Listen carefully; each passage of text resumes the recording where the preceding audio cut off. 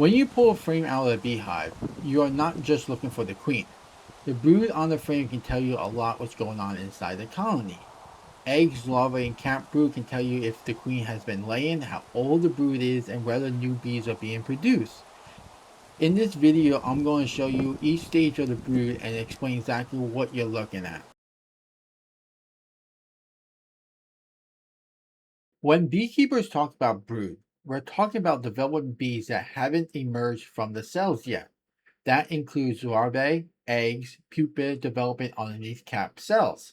You normally find most of the brood concentrated together in what's called the brood nest. And one of the first things I want to see during the inspection is brood in several different stages. Let's start with the first stage. These tiny white objects on the bottom of the cell are honeybee eggs. They are extremely small, so sometimes you have to get the light just right on the right angle to see them. A queen usually lays one in a cell. Let's pause this right here and take a look. Where the arrows are pointing, you can see those white dots. They almost look like rice.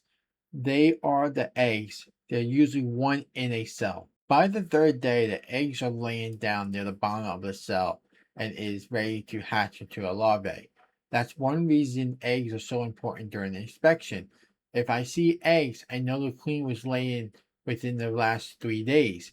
So I don't actually have to physically see her.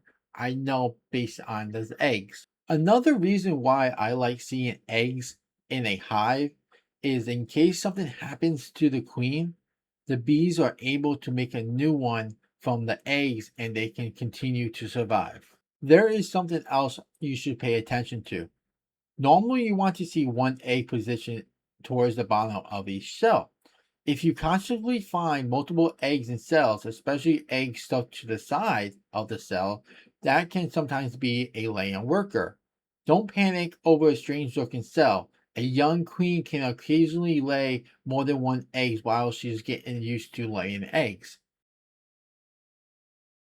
After about 3 days, the eggs hatch.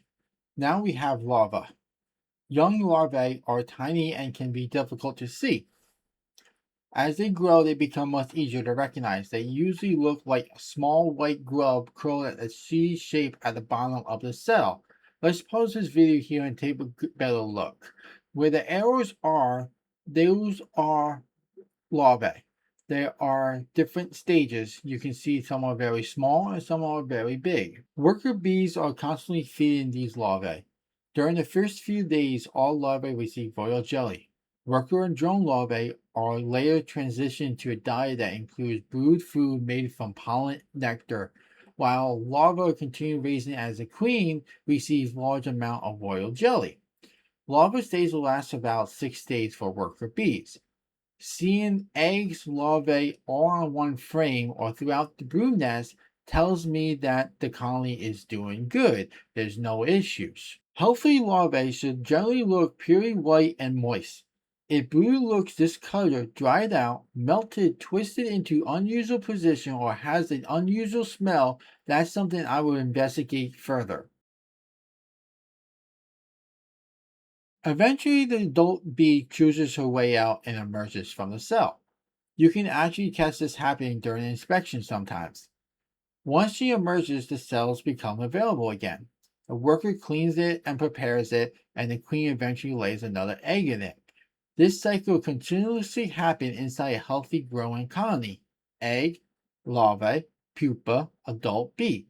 For a worker bee, the entire process takes about 21 days. Queens develop much faster at around 16 days, while drones take longer at around 24 days. Now here's the important part. Don't just learn to identify these stages. Learn what they are telling you. Eggs tell me the queen has been laying very recently. Young larvae tell me brood production has been happening over the last several days. Older larvae continue development, and cat brood represent the next generation of bees that will soon emerge and increase or replace the current colony population. Ideally, I want to see brood all stages. If I only find cat brood and can't find eggs or young larvae, I'm going to pay more attention. That doesn't mean something went wrong, but I have questions. Why isn't there a younger brood? Did the queen stop laying? Did the colony lose its queen? Did they recently swarm? Is there a brood break? Or something else is happening? That's why understanding the brood is useful. You're not simply identifying what is on the frame, you're using it to reconstruct what's been going on in the colony for the last few days. There's one more major thing we need to talk about: brood pattern. You might hear beekeepers say that you want to see a solid brood pattern without a lot of empty scattered cells without it. The brood pattern deserves its own video because there are several reasons you might see empty cells. And a spotty pattern doesn't automatically mean you have a bad queen. I like to look at the frames and see if the majority of the frame is covered in brood, we are in good shape. In the next episode, I will show you what a healthy brood pattern looks like, what can cause holes in the pattern, and when you should actually be concerned.